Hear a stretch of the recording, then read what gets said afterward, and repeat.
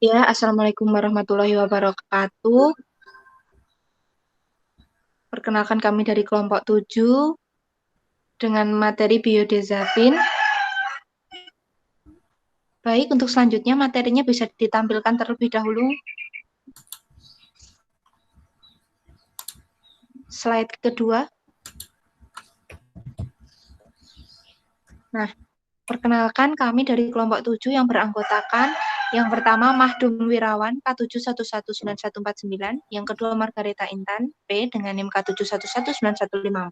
Selanjutnya saya Milena Suci Rahmawati dengan NIM K7119166. Selanjutnya teman saya Petrus Rinto Jati Nugroho dengan NIM K7119208.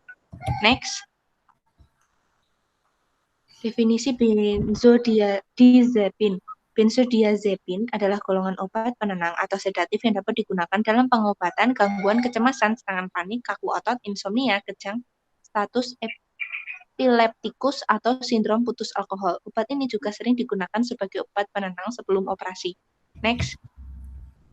Contoh obat benzodiazepin adalah diazepam, kloridazepoxid, flurazepam, desmetilidiazepam, oxazepam, lorazepam, nitrazepam, triazolam, alprazolam. Next. Contoh obat golongan ini yaitu triazolam, temazepam, diazepam, dan lorazepam. Menurut Holbrook 2000. Contoh jenis benzodiazepin. Obat-obat yang masuk dalam golongan benzodiazepin dan sering digunakan antara lain yang pertama masa kerja pendek, yang kedua masa kerja sedang, yang ketiga masa kerja panjang. Next. Masa kerja pendek yang pertama alprazolam, yang kedua loprazolam, yang ketiga lorazepam, yang keempat oxazepam, selanjutnya temazepam, selanjutnya triazolam. Next. Masa kerja sedang yang pertama clonazepam, delarozepam, estazolam, flunitrazepam, tetrazepam. Next.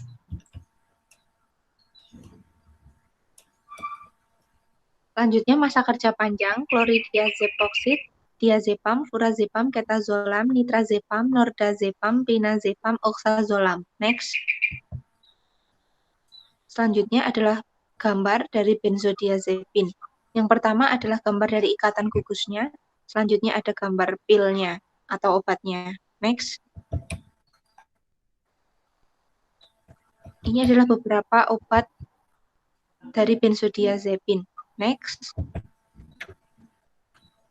Selanjutnya akan dijelaskan teman saya, Mahdum Wirawan. Silahkan. Ya, selanjutnya adalah asal-usul benzodiazepin. Kisah benzodiazepin dimulai dari Krakow, Polandia pada pertengahan 1930-an. Dr. Leo Strasberg bekerja pada sebuah kelompok kimia disebut disebut heptozadin. Ia pergi ke Amerika Serikat dan kembali pada senyawa ini di Departemen Penelitian Kimia Hershey, Amerika Serikat di Newton, New Jersey. Senyawa tersebut aktif secara biologis, namun suatu R0/509 diselidiki lebih lanjut pada tahun 1950. Ditemukan memiliki efek hipnotis dan efek antikrisin mirip dengan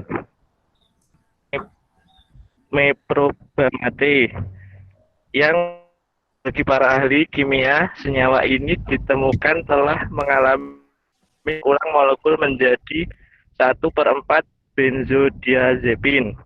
Tes klinis pertama hampir menghasilkan suatu obat, kemudian disebut metodiazepoxid dan kemudian disebut chlordiazepoxid yang dibunuh karena obat tersebut jika diberikan dalam terlalu besar untuk pasien geriatri atau menyebabkan disartria dan ataxia.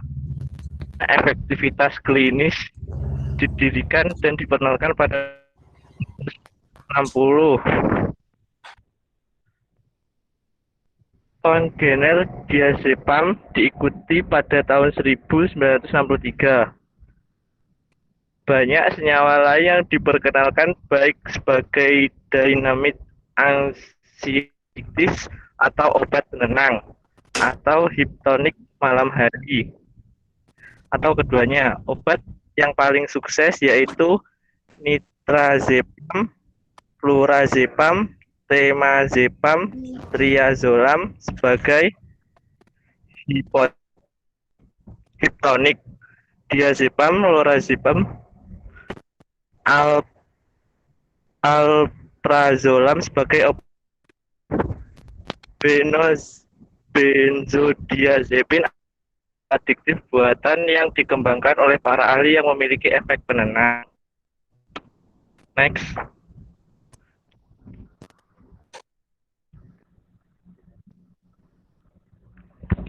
Dampak zat adiktif pada tubuh benzodiazepin.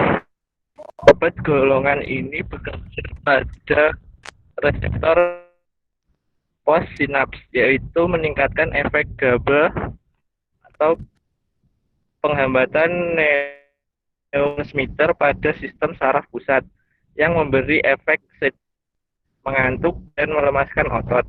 Contoh obat golongan triazolam, temazepam, diazepam, dan lorazepam. Namun penggunaan obat ini harus diperhatikan pasien yang memiliki masalah respirasi kronis. Contohnya penyakit paru, obstruksionis atau PPOK, karena efek samping yang paling sering timbul yaitu pusing, hipotensi, dan distres respirasi. Di beberapa negara seperti Denmark, Brazil, dan UK, obat golongan ini telah ditarik dari pasaran karena beberapa laporan terkait penggunaan obat ini seperti penggunaan menjadi berperilaku aneh, amnesia, dan kebingungan. Next. Efek ketergantungan benzodiazepin. Ada beberapa efek samping yang timbul akibat penggunaan diazepin, yaitu pusing, yang kedua ngantuk, ketiga atau muntah, lalu yang keempat ada mulut kering, lalu konstipasi, lalu ada linglung, yang ketujuh berat badan bertambah, gairah seksual kuning, dan tekanan darah rendah. Next. Efek samping yang lebih serius adanya pada penggunaan diazepin seperti kejang, pingsan, lalu muncul pikiran bunuh diri, lalu ada penyakit kuning, denyut jantung cepat, atau lambat, gangguan pernapasan, aktasia atau gangguan gerak tubuh.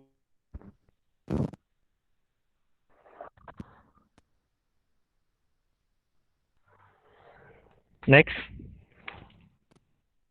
Manfaat terapi yang biasanya diberikan pada penderita insomnia yaitu benzodiazepin, zolpidem, zopiclone, atau zaleplon. Obat-obat bekerja dengan mengendurkan saraf, mengurangi ketegangan, dan menurunkan diri. Next.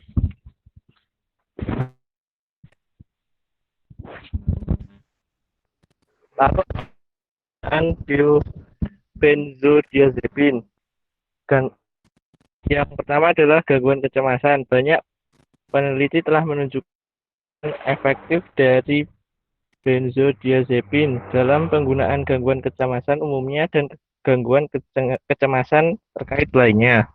Studi-studi ini juga bahwa obat golongan benzodiazepin lebih unggul daripada seperti barbiturat dan agen yang digunakan pada masa lalu untuk mengobati gangguan ini. Alprazolam bila diberikan dalam yang tepat dapat menjadi obat efektif yang untuk gangguan kejang. Benzodiazepin dapat digunakan untuk perawatan dan pengobatan untuk kejang. Diazepam sering untuk pengobatan darurat pada pasien kejang dan dapat mengobati pasien yang berhubungan dengan kejang atau epilepsi. Selanjutnya dijelaskan oleh teman saya. Cek, apakah suara saya terdengar? Terdengar. Baik. Yang selanjutnya, gangguan tidur. Benzodiazepins juga digunakan dalam pengobatan insomnia dan teror malam hari. Obat golongan benzodiazepin ini dapat membantu pasien memulai dan mempertahankan tidur. Obat-obat tersebut juga kadang-kadang digunakan untuk mengurangi gangguan tidur malam sebelum operasi. Selanjutnya ada gangguan suasana hati. Benzodiazepin telah digunakan dalam pengobatan depresi ringan atau sedang seperti kasus-kasus yang terlihat pada orang rawat jalan. Untuk pengobatan depresi lanjut atau parah, antidepresan yang lebih konvensional diperlukan. Selanjutnya, gangguan gerakan. Benzodiazepin dapat digunakan secara efektif dalam banyak kasus sindrom kaki gelisah, beberapa dyskinesia adalah gangguan pengendalian gerakan sukarela, dan dystonias yang berkaitan dengan penggunaan obat neuroleptik. Selanjutnya ada intoksikasi dan penarikan dari alkohol dan zat lainnya. Benzodiazepin efektif dalam pengobatan kecanduan alkohol dan zat-zat lain yang memiliki komplikasi kecanduan seperti delirium, kejang, dan hiperpireksia. Mereka juga efektif dalam mengurangi kecemasan yang umum pada pasien yang mencoba untuk berhenti menggunakan alkohol atau zat lain. Cara kerja obat. Cara kerja obat bekerja dengan mengubah komunikasi pada saraf di dalam sistem saraf pusat otak dengan memproduksi neurotransmitter atau senyawa dalam otak yang berperan dalam menjembatani komunikasi antar sel otak berupa gamma aminobutyric acid atau GABA. Peningkatan GABA dalam otak dapat memperlambat cara kerja otak dengan cara mengurangi aktivitas di otak. Nantinya pemakaian obat akan mulai merasakan efek rileks dan mengantuk. Selanjutnya akan dijelaskan oleh teman saya, Rinto. Baik, suara saya jelas? Ya, jelas. Baik, terima kasih. Kalau gitu saya lanjutkan. Nah, contoh kasus orang yang mengonsumsi benzodiazepin. Nah, kami mengambil data dari Kompas.com, yaitu selebgram bernama Miley Cyrus, usia 21 tahun, kembali ditangkap jajaran Polda Metro Jaya atas kasus penyalahgunaan narkoba. Milan ditangkap saat polisi melakukan razia protokol kesehatan di kafe Brotherhood. Nah, Kemayoran Baru, Jakarta Selatan pada hari Minggu, tanggal 28 Februari 2021 dini hari. Nah, hasil tes urin Milan menunjukkan dia positif menggunakan psikotropika benzodiazepin. Dari tempat ini kita bisa menjaring ada selebgram satu orang inisial MC bersama temannya itu positif benzo atau ya benzodiazepin itu. Kata Direktur Res Narkoba Polda Metro Jaya Kombes Mukti Juharsa Minggu. Padahal Milan baru dinyatakan bebas pada 11 Januari atas kasus penyalahgunaan sabu. Next. Nah, lalu selanjutnya cara menyembuhkan pengguna benzodiazepin. Pengguna benzodiazepin dalam jangka panjang tidak bisa dihentikan secara tiba-tiba dan diperlukan tapering off, yaitu penurunan dosis secara bertahap. Kecepatan penurunan berbeda-beda untuk setiap pasien dan jenis benzodiazepin yang digunakan. Nah, rekomendasi kecepatan penurunan dosis adalah 10-15% setiap 1-2 minggu. Umumnya, proses tapering off bisa diselesaikan dalam jangka waktu 6-8 minggu. Meskipun beberapa pasien membutuhkan waktu yang lebih lama. Nah, untuk pasien-pasien yang mengalami adiksi terhadap benzodiazepin yang poten, yaitu lorazepam, clonazepam, atau short acting benzodiazepin, yaitu alprazolam dan triazolam. Direkomendasikan untuk switching ke diazepam dengan dosis yang setara selama beberapa hari untuk kemudian melakukan tapering off diazepam. Next.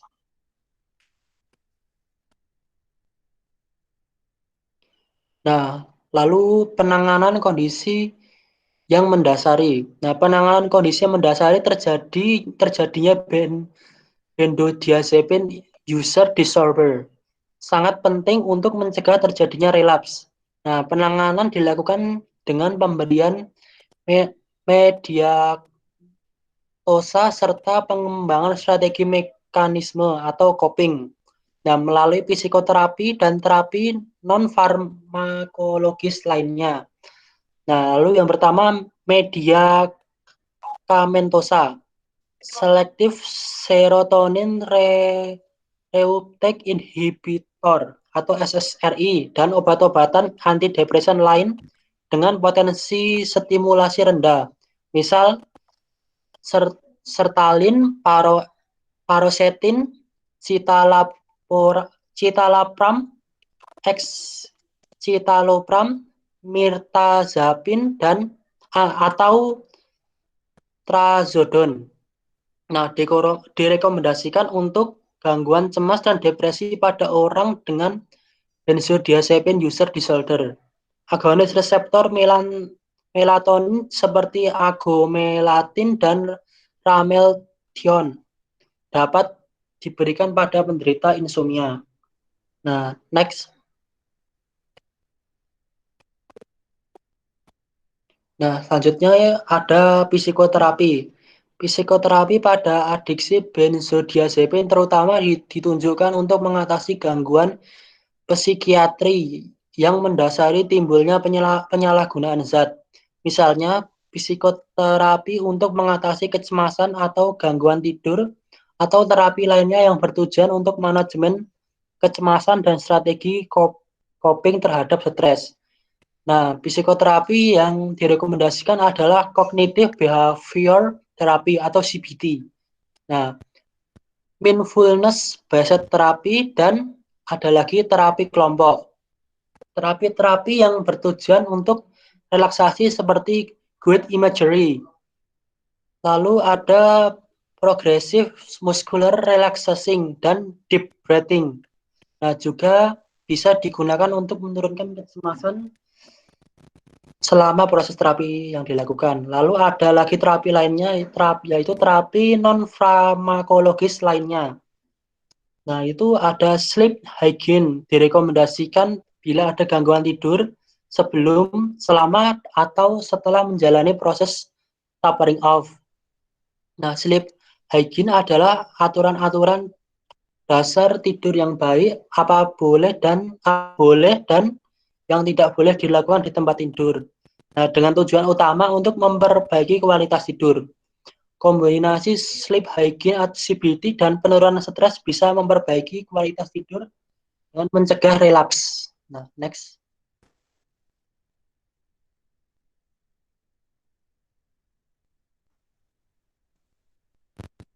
Next.